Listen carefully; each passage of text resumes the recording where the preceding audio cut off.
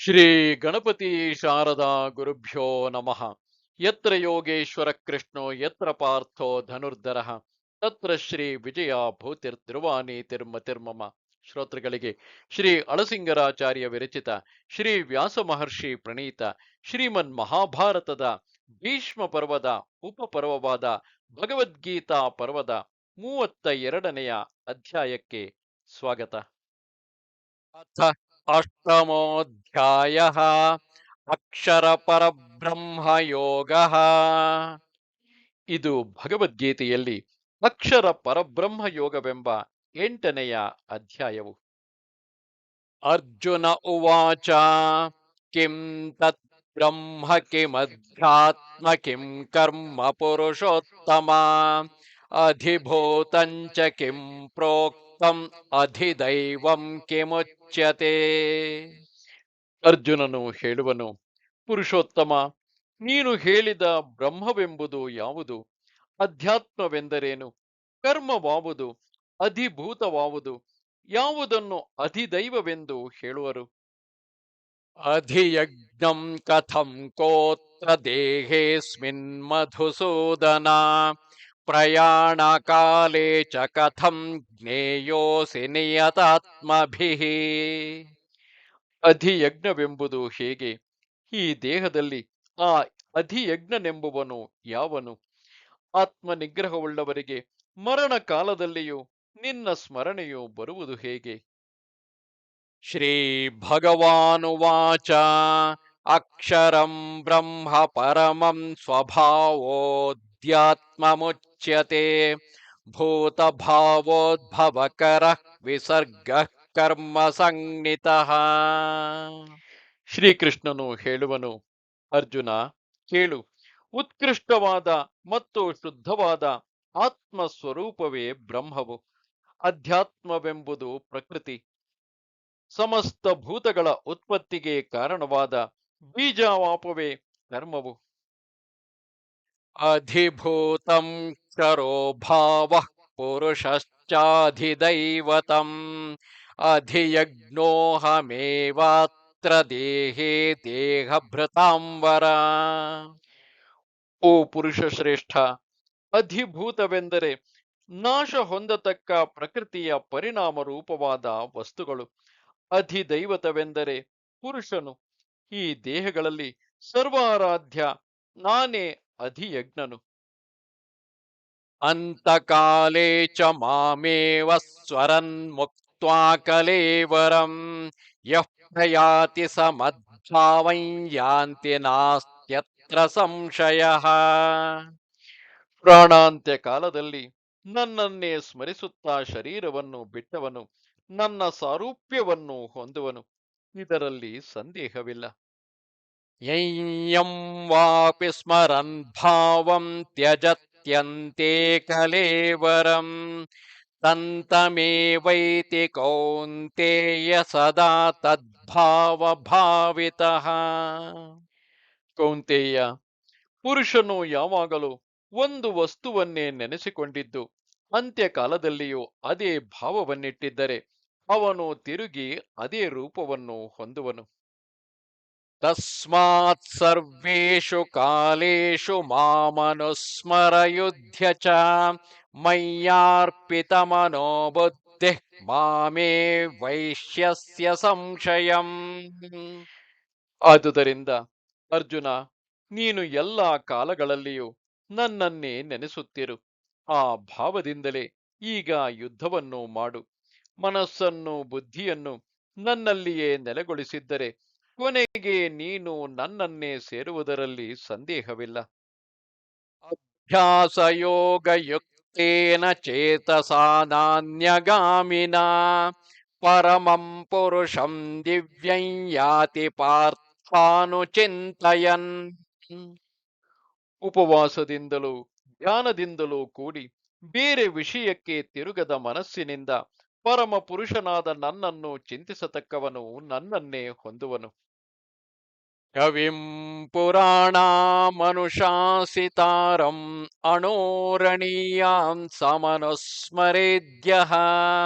ಸರ್ವಸ್ಯ ಧಾತಾರಮಚಿಂತ್ಯ ರೂಪಂ ಆದಿತ್ಯವರ್ಣಂ ತಮಸಃ ಪರಸ್ತಾತ್. ಸರ್ವಜ್ಞನು, ಪುರಾಣ ಪುರುಷನು, ಲೋಕ ನಿಯಾಮಕನು, ಅಣುವಾದ ಆತ್ಮಕ್ಕೂ ಅಣುವಾಗಿ ಅದರಲ್ಲಿ ಅಂತರ್ಯಾಮಿಯಾಗಿರತಕ್ಕವನು, ಸೂರ್ಯ ಪ್ರಕಾಶನು, ತಮಸ್ಸಿಗಿಂತಲೂ ದೂರನು ಆದ ನನ್ನನ್ನು ಬಿಡದೆ ಯಾವನು ಸ್ಮರಿಸುತ್ತಿರುವನೋ.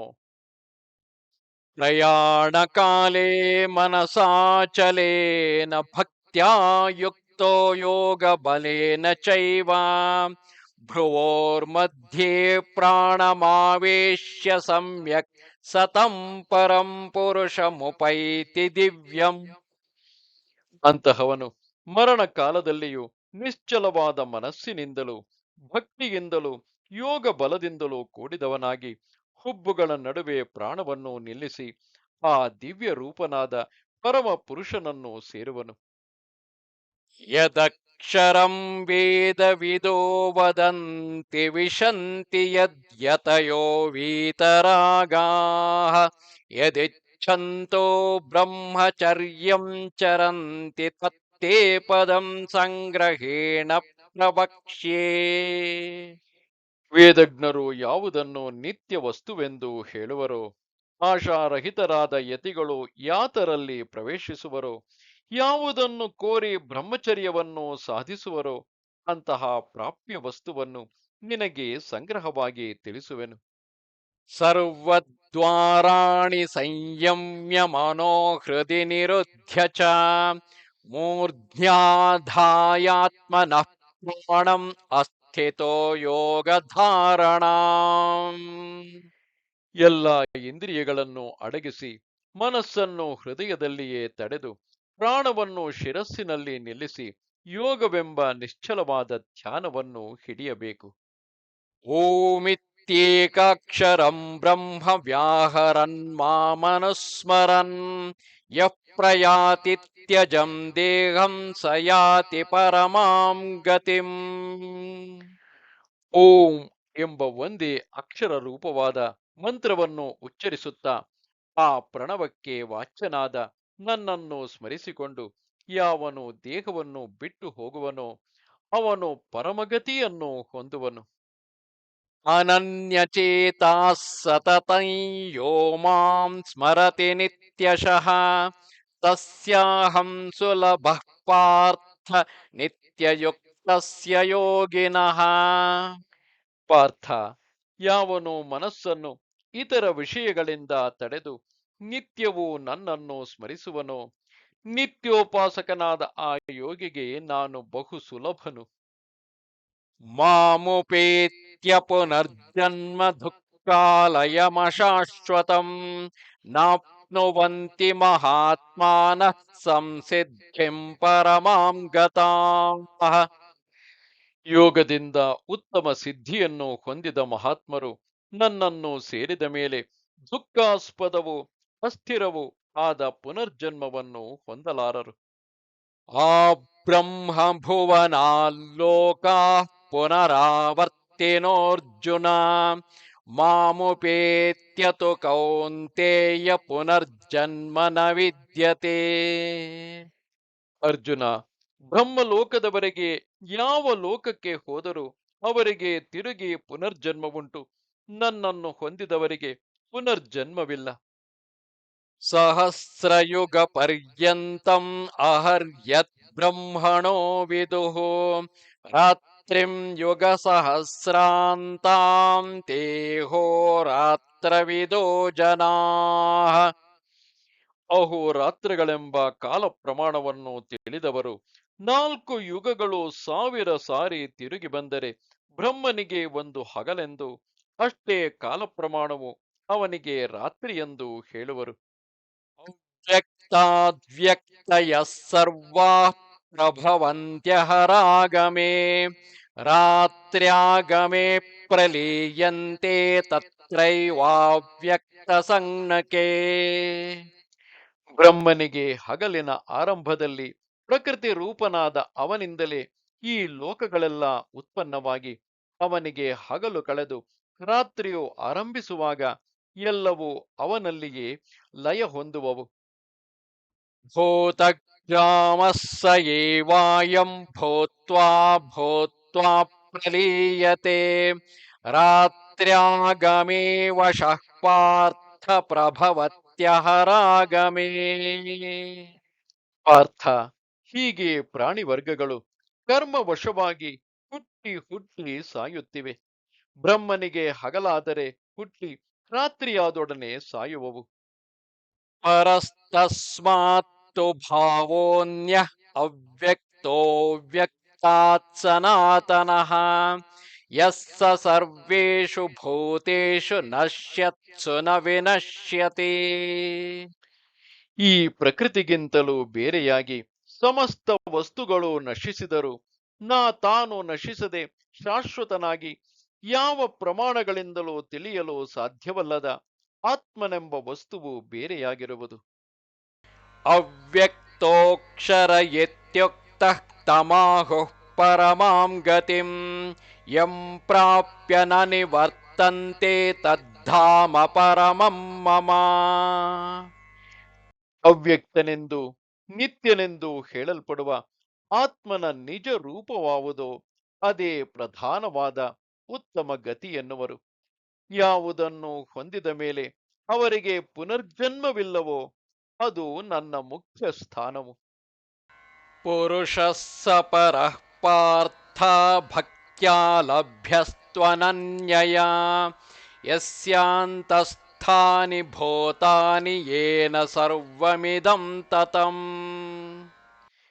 ಪಾರ್ಥ, ಸಮಸ್ತ ಭೂತಗಳು ಯಾವನಲ್ಲಿ ಅಡಗಿರುವವೋ, ಯಾವನಿಂದ ಸಮಸ್ತ ಪ್ರಪಂಚವು ವ್ಯಾಪ್ತವಾಗಿದೆಯೋ ಅಂತಹ ಪರಮ ಪುರುಷನನ್ನು ಇತರ ಸಂಬಂಧವಿಲ್ಲದ ಶುದ್ಧ ಭಕ್ತಿಯಿಂದ ಮಾತ್ರವೇ ಹೊಂದಬಹುದು. यत्र काले त्वनावृत्तिम् आवृत्तिञ्चैव योगिनः प्रयाता यान्ति तं कालं वक्ष्यामि भरतर्षभ.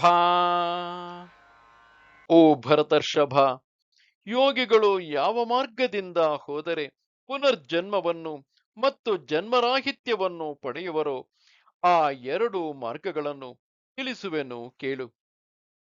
अग्निर्ज्योतिरः शुक्लः षण्मासा उत्तरायणम् तत्र प्रयाता गच्छन्ति ब्रह्म ब्रह्मविदो जनाः. ಅಗ್ನಿ, ತೇಜಸ್ಸು, ಹಗಲು, ಶುಕ್ಲಪಕ್ಷ, ಉತ್ತರಾಯಣ ಈ ಮಾರ್ಗದಿಂದ ಹೋದ ಬ್ರಹ್ಮವಿದರು ಬ್ರಹ್ಮನನ್ನು ಸೇರಿ ತಿರುಗಿ ಜನ್ಮಿಸಲಾರರು. ಇದು ಅರ್ಚಿರಾದಿ ಮಾರ್ಗವೆಂದು ಪ್ರಸಿದ್ಧವಾಗಿದೆ. धूमो रात्रिस्तथा कृष्णः षण्मासा दक्षिणायनम् तत्र चान्द्रमसं ज्योतिः योगी प्राप्य निवर्तते. ಹೊಗೆ, ರಾತ್ರಿ, ಕೃಷ್ಣ ಪಕ್ಷ, ದಕ್ಷಿಣಾಯನ ಈ ಮಾರ್ಗದಿಂದ ಹೋದವರು ಚಂದ್ರ ಸಂಬಂಧವಾದ ಜ್ಯೋತಿಯನ್ನು ಹೊಂದಿ ಆಮೇಲೆ ತಿರುಗಿ ಜನ್ಮವನ್ನು ಪಡೆಯುವರು. ಇದು ಧೂಮಾದಿ ಮಾರ್ಗವೆಂದು ಪ್ರಸಿದ್ಧವಾಗಿದೆ. शुक्लकृष्णे गतीह्येते जगतः शाश्वते मते एकया यात्यनावृत्तिम् अन्यया वर्तते पुनः.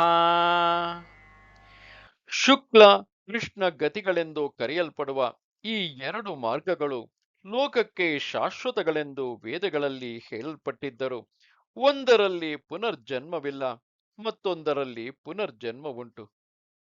नैते स्मृति पार्थ जानन् योगी मुह्यति कश्चन तस्मात् सर्वेषु कालेषु योगयुक्तो भवार्जुन.